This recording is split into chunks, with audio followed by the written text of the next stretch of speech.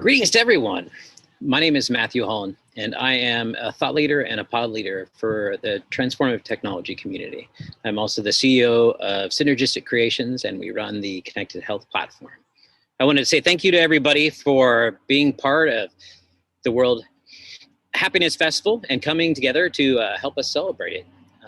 And today, what I'm going to talk about with you guys is really what's going on in the market, the trends, and how we're going to move forward. And then I really want to end talking about compassion and empathy and how that's going to carry us forward in so many different ways.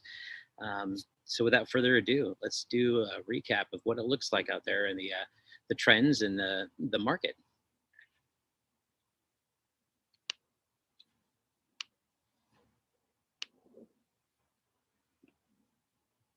Bear with me as I switched up to a slideshow.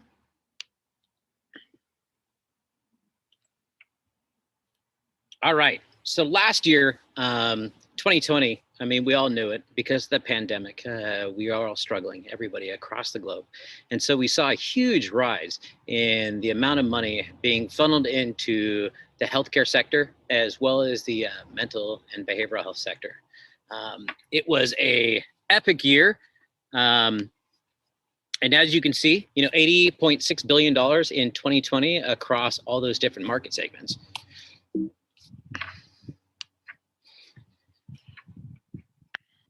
So, and that wasn't just in the United States. Those numbers trended up across the globe all over the place, which is a really good thing. It was really almost a lightning switch for digital health, which is also, where transformative technology comes in and part of the health and wellness category.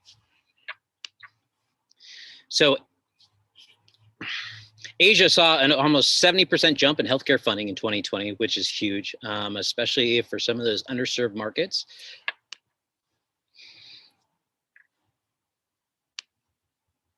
And we continue to see mega rounds that continue throughout the year. And what that means, there was a lot of money that went into digital health, and a lot of it went into specific market segments, and it went into mega rounds. So whereas a lot of money could be spread across thousands and thousands of different startups in the ecosystem, it really came down to hundreds of mega rounds in different sectors. And the things that got concentrated on were the well-established companies that were already out there.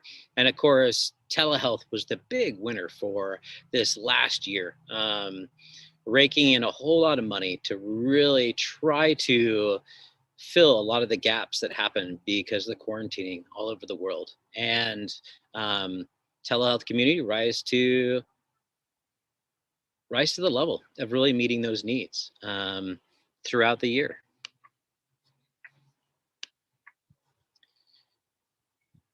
So just like I just talked about, so the funding levels reach these epic new highs across the world. However, the deal sizes slumped. So as you can see, if we look over on the right in the Q4 20 column, 1,373 different deals. And when we start to look at how many of those deals were really big money deals, that really is in the hundreds. And those were the mega round deals that we had talked about. In Q4, early stage deals dropped off a little bit in 2020, and that's to be expected as we try to figure out what the new normal is, and we try to figure out what direction we're going in. And then if you're an investor, what's being adopted? What is working? What are people using time and time again and coming back to? And where are all the customers funneling to? So as that happens, you're going to see more of the money going into those later stage companies and less into the early stage companies. That doesn't mean that the money is not out there, because it is. It's just going to take a little bit longer to find it and move forward through that whole due diligence process until somebody writes that check and you are off to the races. To be expected too as well. 2020 was an epic year for funding. While the world struggled, there definitely was a call to action for the healthcare community. And that is all encompassing. When I talk healthcare, I'm talking wellness, I am talking mental health, and I am talking addiction and recovery. So this was definitely an opportunity for a lot of acquisitions by mid and larger companies to really buy up some of the pieces of technology maybe they had been putting off for years. And then for the smaller startup community and startups, it was an opportunity for them to be done, go and get acquired or merged with the company, and you're no longer running that show or boat yourself. Because any of us that know, working in digital health across physical health and mental health and addiction and transformative technologies, it's a hard market. And there was definitely opportunity taken by a number of different startups to just say, you know what, I'm done. It's a good piece of technology. I've sold it, and it's going to go ahead and continue to help people for years and years to come. So the other big thing, because the way it goes is that physical health was the first to the market, then came in mental health and addiction recovery. And those together, of course, are called behavioral health. So 2020 being a breakout year for mental health is huge. So as you can see, you've got that hockey stick that's starting across this. 233 deals. A lot of them were well-known companies that expanded their offerings, and a few of them were definitely companies that were up and coming and definitely used the money to push out their services to a whole different level. And I expect to see that next year. So funding increased by 30% while deals fell quarter over quarter. So what that means is that, we continue to see a rise in the funding, but the deals started to trend downward. And the reason is that it's that mega round again. As people in the investment community started to see where this money was being funneled, and there's definitely the FOMO, the fear of missing out, they started to channel the money more in that direction. So as more people are investing in one specific or a handful of startups, that definitely leaves less cash for everybody else.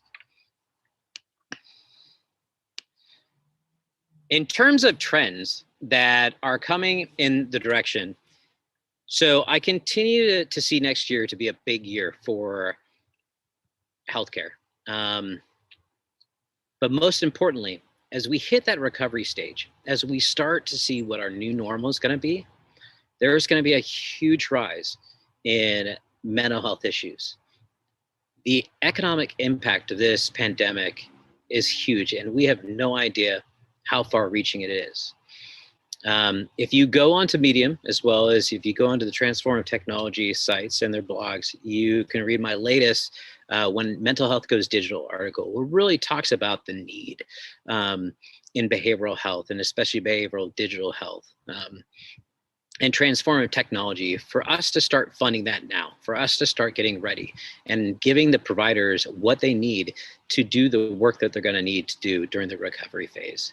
Because we didn't have the chance to really help the frontline healthcare workers to get ready for the onslaught that happened. And we saw overwhelmed hospitals and overwhelmed care providers.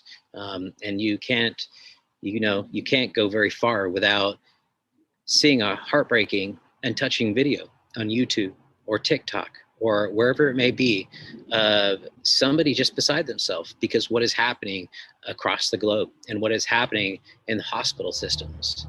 And all of that will come to roost in 2021 when we push towards the recovery phase, when we push towards really picking up the pieces of the economy and picking up the pieces of our lives and trying to figure out what's left. The amount of markets that have the potential of crashing once all the stimulus money that is being injected into the economy and into these different sectors dries up, it's going to be huge. Let alone the mortgage and rental market, markets, and wondering where all that money is going to come from to repay the individuals who couldn't pay those things. Not to mention the healthcare workers who, for the last year, have seen nothing but death in so many different cases. And their mental health and their ability to pick themselves back up and thrive and move forward is going to be huge. But that's not even the whole kit and caboodle. When we look at all the different family members who lost somebody, who weren't able to say goodbye, who haven't gone through the grieving process yet, or lost multiple family members, and people who lost jobs, and people who lost their businesses, you know, it is so far reaching, we have no idea what the impact is going to be yet, but it's going to be significant. And so that is where we're going to see an even larger rise, I believe, in mental health, addiction, and transformative technology. As more and more people hit the system and are struggling, they're going to need different ways of coping. And we have a behavioral health system in the United States that is understaffed. We don't have enough clinicians to go around, especially when you look at, well, let's say worst case scenarios, 50% of the United States population, you know, pushing towards 400 million hit the system at the same time. It's going to be, honestly, it could be catastrophic. So I urge all the investors and all the funders out there to start lobbying and to start investing your money in the behavioral health startups and the transformative technology startups that can make a difference, to help people find better places of wellness, to help people find better places within themselves, and to transcend to different levels of awareness. Because it's that, and it's that mentality of paying it forward that means those who get helped will help other people, and so on and so forth. I want to end this talk for the World Happiness Festival with really talking about compassion. And first and foremost, if you haven't gotten the book yet, I would push and urge you to go on Amazon and look up Into the Magic Shop by James R. Doty. Many of us in the transformative technology community know who James R. Doty is. He's a neurosurgeon. And he's working out at Stanford and runs a number of different absolutely amazing things. So order that book. And no, I don't get any kickbacks off of it, but it is the #1 book that I have actually sent out to probably dozens of individuals, and really letting people see what he has to say. Compassion starts within. Being compassionate to yourself above and beyond is the most important thing. Because everything you need is inside each and every one of you to learn how to thrive and learn how to move forward in life. Learn how to be happier and feel more accomplished and feel more centered. And once we take care of the inside issues, and once we learn to silence that negative narrator and learn that we are everything that we need, then life becomes beautiful. It all starts with asking that question, why?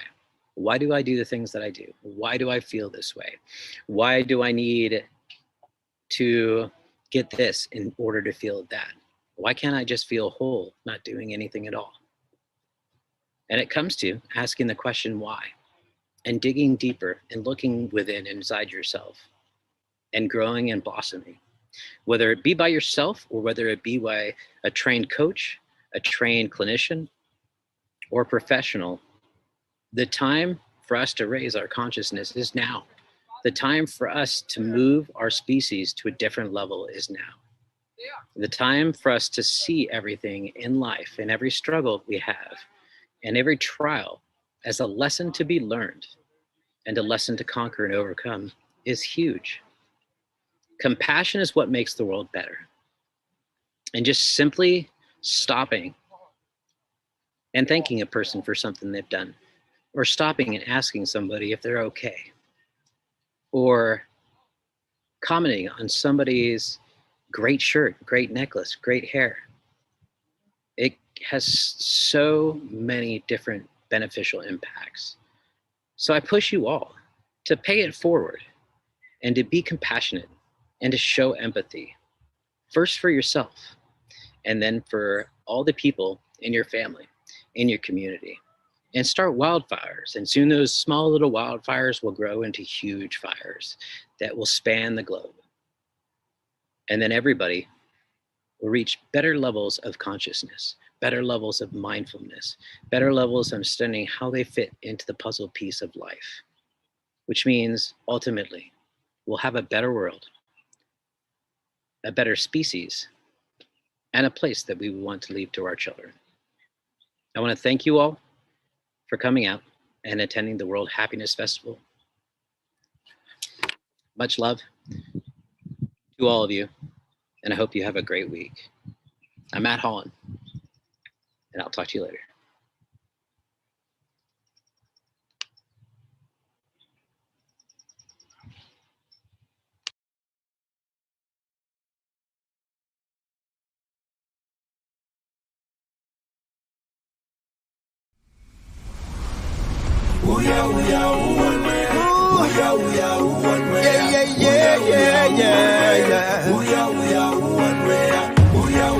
Cherish life today, cherish life today, only one way.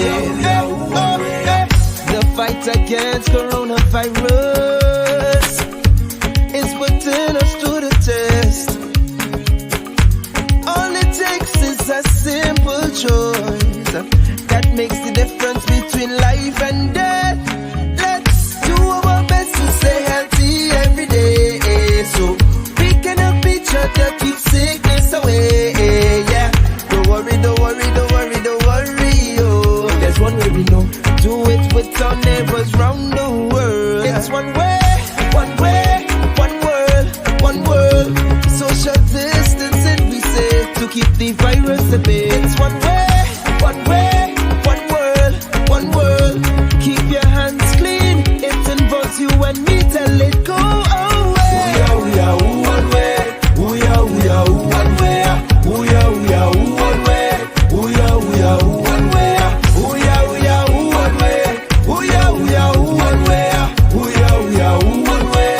We are one way. Well, we might be apart, we're connected. Even if for now it's good, we stay isolated.